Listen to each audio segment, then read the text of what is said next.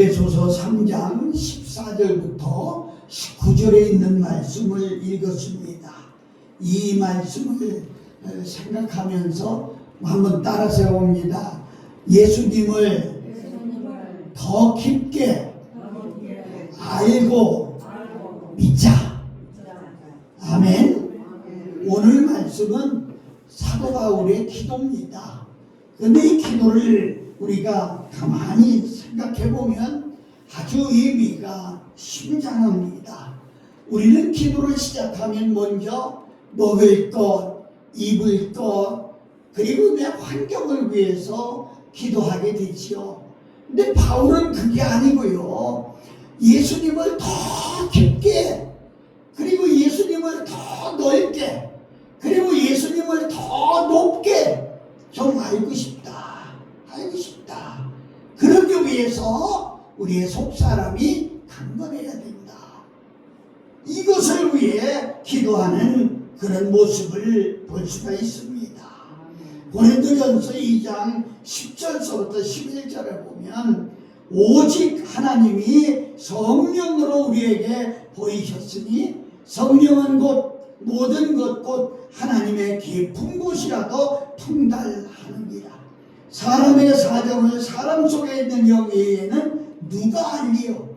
이와 같이 하나님의 사정도 하나님의 영 외에는 아무도 알지 못하노라. 아멘. 하나님의 성령이 아니고서는 하나님에 대해서, 예수님에 대해서 자세히 말할 수 없다는 겁니다. 알 수도 없다는 겁니다. 그래서 우리가 하나님의 성령으로 충만해야 하나님을 아는 믿음이 생기고 예수님을 더 깊이 아는 그런 믿음이 생긴다는 거지요. 그래서 우리는 성령을 충만하게 받아야 됩니다. 아멘. 예수님을 오래 믿었느냐, 그것은 문제가 되지 않아요. 제가 요양원이나 이렇게 가서 예배 드릴 때도 있어요. 그러면 평생을 주님을 위해 봉사하고 애쓰던 장로님, 권사님 이런 분들도 나이 많아지니까 그냥 믿음도 늙어가는 거예요. 여러분, 바울은 그렇게 고백했어요. 육신은 후패하지만 내 영은 날마다 새롭다 그랬어요. 그런데 믿음도 같이 늙어가는 그런 모습을 볼 수 있어요. 아주 이제 나이 많아서 다 소용없어. 예수 믿는다고 하는 것도 젊어서 믿어야 돼. 뭐 그렇게 얘기를 해요. 아닙니다. 육은 후패해져도 우리의 영은 날마다 새로워지는 겁니다. 여러분, 우리의 영이 새로워져야 우리가 삶의 용기가 나는 거예요. 삶의 힘이 나는 거예요. 그리고 이 세상을 살고 싶은 거예요. 이게 우리에게 얼마나 소중한 얘기인지 모릅니다. 첫째로 속사람이 강건한 신앙을 가져야 된다는 거예요. 오늘 16절에 온 몸이, 에베소 4장 16절을 보면 이렇게 말해요. 온 몸이 각 마디를 통하여 도움을 입음으로 연락하고 상합하여 각지 제 분량대로 역사하여 그 온 몸을 자라게 하며 사랑 안에서 스스로 세우느니라. 아멘. 너무 소중해요. 여러분, 신앙은 겉이 중요한 것이 아니라 속이 중요합니다. 사람들이 보는 것은요, 겉을 중요시 여겨요. 제가 수년 전에 존경하는 어떤 목사님을 찾아가면서 큰 수박을 사가지고 왔어요. 그런데 그 수박을 가지고 와서 거기서 잘라보니까 속이 텅 비었어요. 여러분, 겉으로 보기에는 너무 좋아요. 너무 커요. 그래 돈도 많이 줬어요. 속은 텅 비었어요. 먹을 수가 없어요. 우리들은요, 거치장난해요. 겉으로만 잘 보이려고 좋은 옷 골라 입고 좋은 화장품 쓰고 겉으로만. 그런데 이 겉이 문제가 아니라 속이 문제라는 거예요. 그래서 우리는 속 사람을 강건하게 해야 된다. 방금 전에도 수박 얘기를 했습니다만 겉은 훌륭하지만 속이 빈 수박이 있는가 하면 속이 꽉 차서 빨갛게 익은 아주 보기 좋은 수박이 있어요. 사람도 그럴 것 같아요.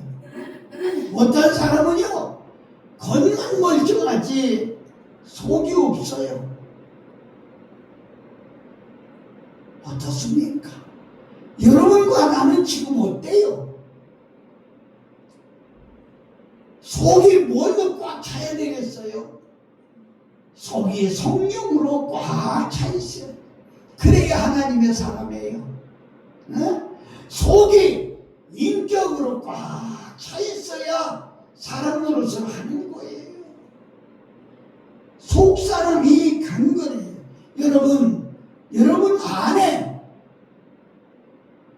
심줄이 얼마나 많아요. 여러분 안에 뼈가 얼마나 많아요. 그런데 그 뼈를 우리들이 알 수 없잖아요. 겉으로 이렇게 싸맸기 때문에. 여러분, 겉으로 나는 상처는 수술하기도 쉽고 또 뭐 꿰매고 또 뭐 약 바르고 이런 정도면은 겉으로 나는 상처는 치료가 됩니다. 그런데 속에 있는 상처는요, 참 치료하기가 힘든 거예요. 요새는 신식으로 갖가지 살인 기계가 있어가지고 MRI, CT, 엑스레이 등등 하늘을 찍어보고 의사들이 판단을 하는데, 사랑하고 존경하는 여러분과 나는 속이 완전하다고 말할 수 있겠습니까? 요한일서 3장에 요한3서 1장 3절에 보면 사랑하는 자여 내 영혼이 잘된 같이 내가 범사가 잘되고 강건하기를 내가 간구하노라. 아멘. 아멘. 여러분, 영혼이 먼저 강건하면 겉의 문제는 해결이 다 되는 거예요. 여러분, 속 사람이 강건하면 겉의 문제는 걱정하지 않아도 되는 것이다. 이렇게 봐요. 속 사람이 강건하기를 기도해야 되고, 더 중요한 것은요, 잘 들으셔야 돼요. 속 사람이 강건하도록 우리는 노력해야 돼요. 노력해야 돼요. 겉사람을 위해서는 밥도 먹고 고기도 먹지만 속사람 강건하기 위해서는 말씀과 기도가 필수적이라는 거죠. 이게 들어가야 강건해지는 거예요. 이게 들어가야. 사랑하는 여러분, 여러분과 내가 속사람이 강건해져요. 기도와 말씀이 들어가야 되고 성령이 내 안에 충만해야 됩니다. 그러면 신기하지요? 속사람이 강건하고 속사람이 충만하면 그것이 겉으로 나타나요. 얼굴도 나타나요. 지난 수요일인가요? 제가 여기서 가까운 곳에서 낮에 부흥회를 했습니다. 근데 후배 목사가 온다고 하면서 하는 말이, 목사님, 저도 좀 소개 좀 해줘요. 저도 설교하게 소개 좀 해줘요. 그래? 걱정하지 마. 와. 나이가 60 몇인가 먹었는데 세상에 얼굴이요, 병색이 가득해. 누가 봐도 환자야. 여러분, 그런 사람을 어떻게 설교자라고 소개할 수가 있겠어요? 얼굴에 기쁨이 있고, 얼굴에 이 감사가 있고, 얼굴에 주님의 형상이 보여야 되지 않아요? 얼굴이 편안함이 보여야 되지 않아요? 그 어디서부터 생기는 거예요? 속에서부터 우러나는 거예요. 아무리 고급 화장품 바른다고 안 됩니다. 여러분과 내가 세상 살면서 정말로 이것을 할 수 있어야 돼요. 먼저 속사람이 간절한 그런 신앙생활이 이루어지기를 예수님 이름으로 축복합니다. 두 번째는 믿음으로 우리 마음에 예수님을 모시고 살아야 돼요. 17절에 믿음으로 말미암아 그리스도께서 너희 마음에 계시게 하옵시고 너희가 사랑 가운데 뿌리가 박히고 터가 굳어져서, 여러분 너무 중요한 얘기야. 예수님이 내 안에 와 계셔야 돼. 그런데 계실 수가 없어요. 왜? 너무 더러워서. 갑자기 옛날 생각이 나는데, 제가 시골 목회를 할 때 가족의 신방을 갑니다. 목사님, 마루에 좀 앉아 계세요. 닦고 들어갈게요. 그 마루에 앉으려고 보면 먼지가 가득해가지고 양복 입은 옷을 거기에 앉을 수가 없어요. 그래서 심지어는 내가 걸레를 갖다가 닦고서 앉고,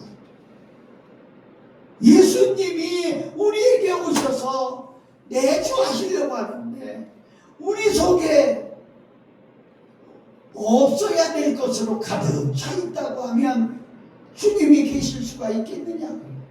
시기와 질투와 분냄과 욕심과 교만과 이런 모든 것이 속에 가득 차 있다. 주님이 들어가실 수가 있겠느냐고요. 내가 과거에 뭘 했는데 내가 누군 줄 알아? 다 교만해요. 지금은요, 지금이 중요해. 지금은 우리가 그렇게 생각해. 나이 먹었고 먼저 것은 경험이지요. 그것이 소산이 아니에요. 제가 그런 얘기를 하죠. 수표로 말한다고 하면 지난 날들은 부도난 수표예요. 쓸 수 없어요. 아무 데 같아요. 뭐 다음에 하지. 다음은요, 약속어음에 불과해요. 지금이 자기약 수표예요. 지금 여러분의 몸 상태는, 여러분의 심령 상태는, 여러분의 마음 상태는 지금 어떠냐는 거죠. 예수 그리스도에게 뿌리를 깊이 박고, 시편 1편에 열매 맺는 나무는 시냇가에 심은 나무라. 예수 그리스도에게 뿌리가 깊이 박힌 나무. 어떤 유혹이 와도 넘어지지 않습니다. 시험이 와도 쓰러지지 않습니다.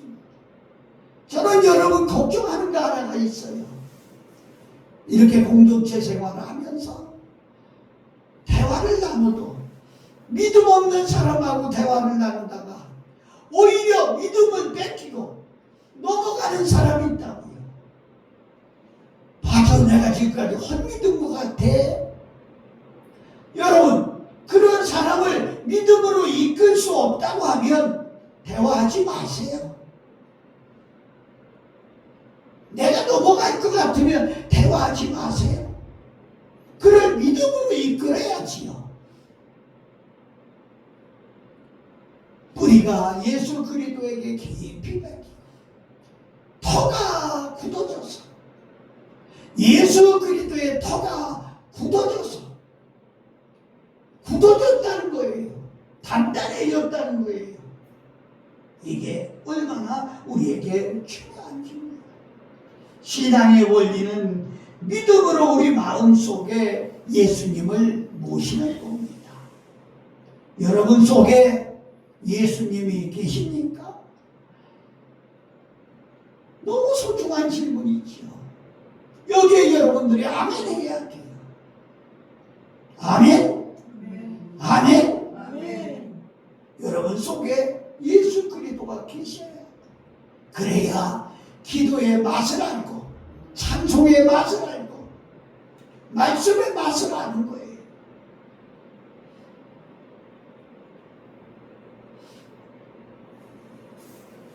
우리가 편안할 때는 다 믿음의 사람 같은데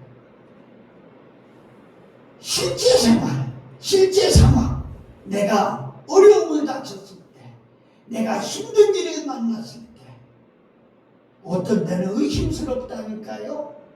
저런 사람이 믿음의 사람인가 하고 말입니다.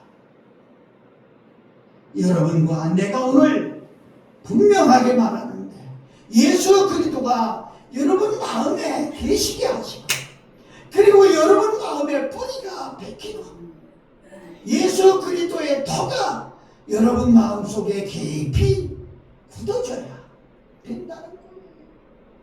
시편 16편 8절에 보면 내가 항상 여호와를 항상 내 앞에 모시며 그가 내 우편에 계심으로 내가 요동치 아니하리라. 요동함이 없는 믿음 생활 여러분에게도 이루어질 줄로 믿습니다. 마지막으로 예수의 사랑을 깊이 체험하는 거예요. 여러분 지금 무슨 계절인지를 압니까? 제가 여러분에게 광고도 안 했고 한 번도 말씀을 안 드렸어요.